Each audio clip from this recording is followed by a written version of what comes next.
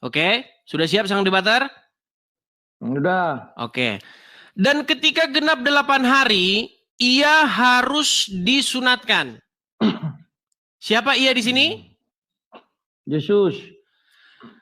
Ia diberi nama Yesus, yaitu nama yang disebut oleh malaikat sebelum ia dikandung ibunya.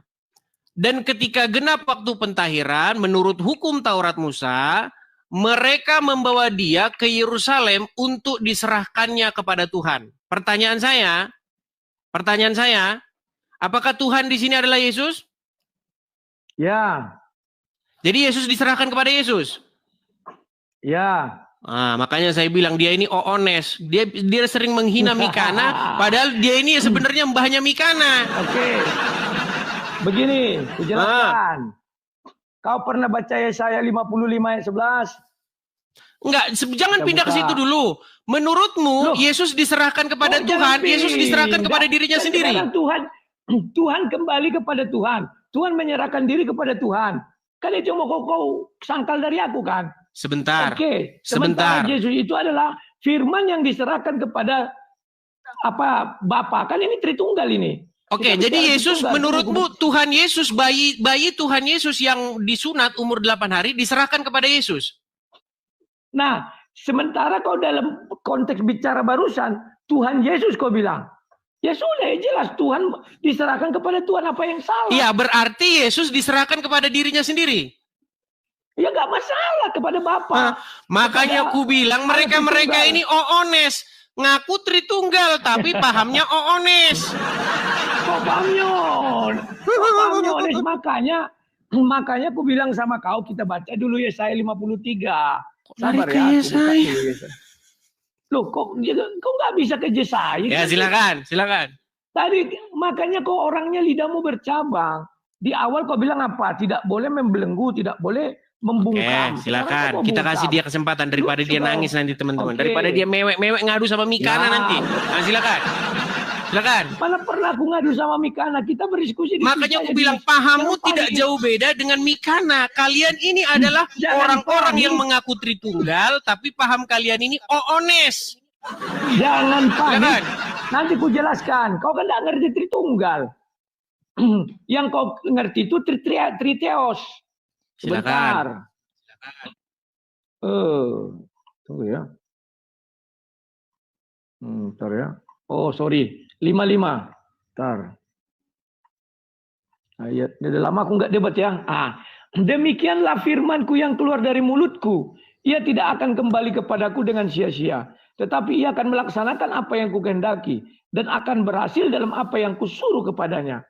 Paham nggak kau? Jadi Yesus itu adalah firman Tuhan yang menjadi manusia.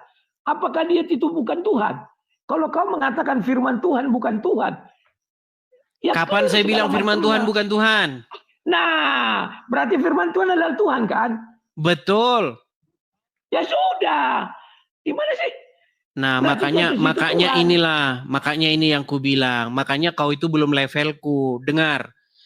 Firman Tuhan adalah Tuhan, makanya ku bilang Tuhan itu adalah sebuah gelar.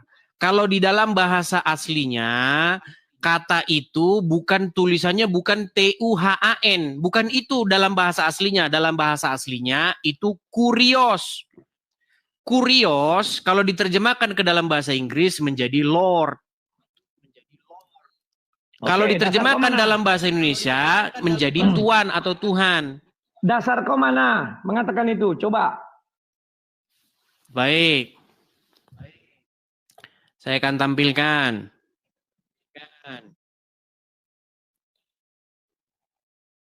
Jadi menurutmu intinya Yesus diserahkan kepada dirinya sendiri ya?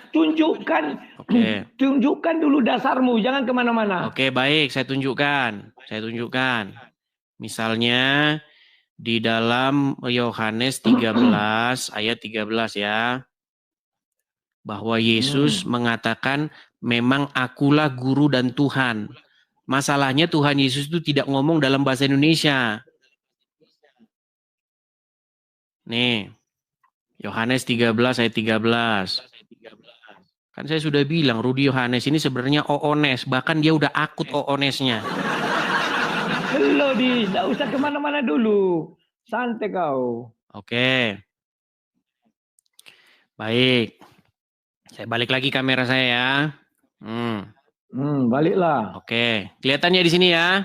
Ayat yang 13. Entah, bacakan aja, bacakan. Oke. Kamu, ini kata Tuhan Yesus nih. Kamu menyebut aku guru dan juga Tuhan. Kita cek bahasa aslinya. Oke. Di dalam bahasa Inggrisnya di sini, kata per kata, you, kamu, call, menyebut, memanggil, aku, me, teacher, and Lord. Nah, kata Lord ini kalau kita lihat bahasa aslinya, sabar, agak sedikit lemot. Nah ini, kurios. Kurios, apa arti kurios itu? Master, guru, Lord, pemilik, tuan, owners, sang empunya, yang mengatur, yang mengendalikan, Pak, Tuan, itu maksudnya. Nah, kata Lord yang diterjemahkan kepada Yesus karena jabatan dia di muka bumi. Jabatan dia juga sebagai Tuan atau Lord atau Tuhan bahasa Indonesianya atau Gusti bahasa Jawanya. Nah, Bapa di sorga dia juga punya kekuatan itu, jabatan untuk memerintah. Karena kepadanya kita harus taat dan patuh. Tetapi Lord yang ditujukan kepada Yesus bukan berarti Yesus itu adalah Bapa itu sendiri. Nah, makanya saya bilang ketika saya berdiskusi dengan Nandar itu dan juga kalian juga orang-orang Islam mengatakan Yesus itu Tuhan. Jangan lari ke Nandar, jangan lari ke Nandar. Itu konteks diskusinya saya dengan Nandar. Enggak. Sekarang saya tanya dulu kau. Bisa enggak kurios itu bersanding menjadi teos? Bisa. Nah, kalau bisa apa lagi? Ya tetapi itu beda. Hakim-hakim pun bisa dipanggil sebagai teos. Musa pun dipanggil sebagai teos. Oke. Sekarang kita buka Lukas 2 ayat 11. Silakan. Ini di Lukas 2 ayat 11. Nah, dibilang begini ya. Hari ini telah lahir bagimu juru selamat, yaitu Kristus Tuhan di kota Daud. Asal katanya tetap kurios ya. Iya, kata Tuhan di situ maksudnya adalah Sang Mesias. Kurios. Kurios. Kalau kau oke ya. Oke, sekarang kita buka Yesaya 43 ayat 11. Akulah Tuhan, tidak ada juru selamat selain daripadaku. Tuhan di situ bukan kurios. Nah, itu berarti dia selain kalau dia dimasukkan menjadi kurios, artinya dia tuan dari segala tuan. Ngerti kau? Makanya di Matius 4 ketika dia dicobai oleh iblis, maka malaikat melayani dia. Tuannya para malaikat siapa?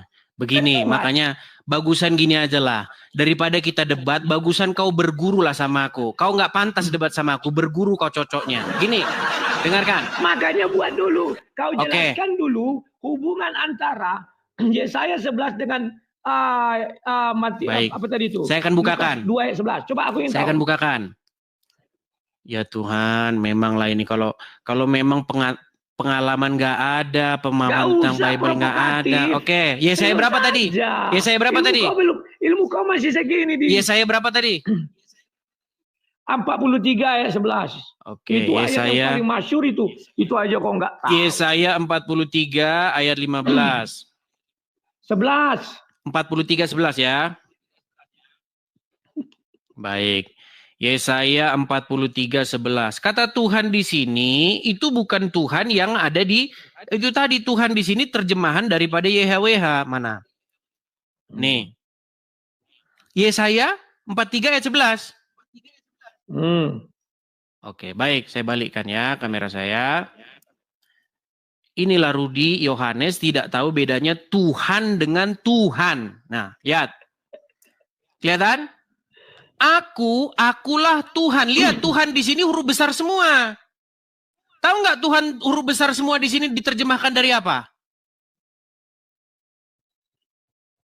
Dari apa? Teruslah Yehova. Iya, dari Yehova. Jadi dengar terus. Jadi Tuhan ini huruf besar semua ini berbeda dengan Tuhan yang T-nya huruf kecil. Kata Tuhan yang huruf besar semua diterjemahkan dari YHWH atau tetragrammaton. Lalu huruf Tuhan yang T-nya aja huruf besar itu terjemahan dari kurios. Nah, cuman di dalam Perjanjian Baru, kata Tuhan huruf besar semua ini karena di dalam Septuaginta kata Tuhan huruf besar semua ini sudah diganti jadi kurios huruf besar semua. Makanya ketika di dalam terjemahan Perjanjian Baru, nih, kembali ke Lukas 22 ayat yang kedua tadi, Lukas 2 ayat 22 tadi, sebentar ya. Ayat 11.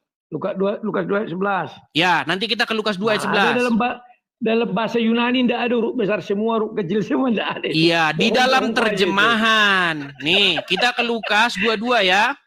Lukas 2 ya. Kau bilang tadi kan kurios huruf besar semua. Betul, baik, saya tunjukkan. Nih.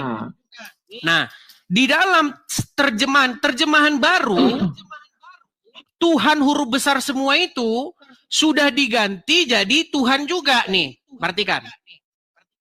Lihat ya. Ayat yang kedua-dua. Nah ini.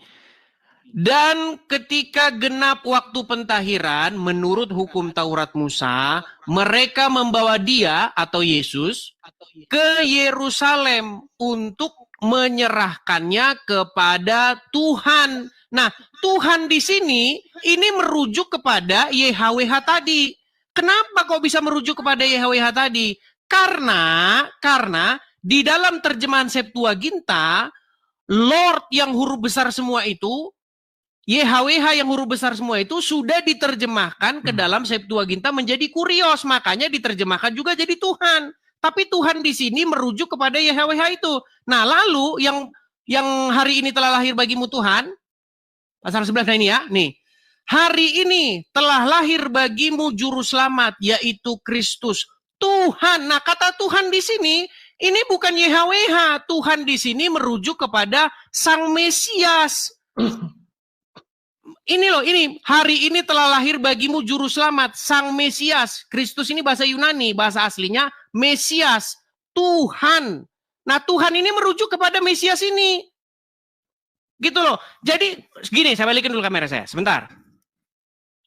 Nih, ini yang harus dipahami. Para penggembala itu bukan orang Indonesia.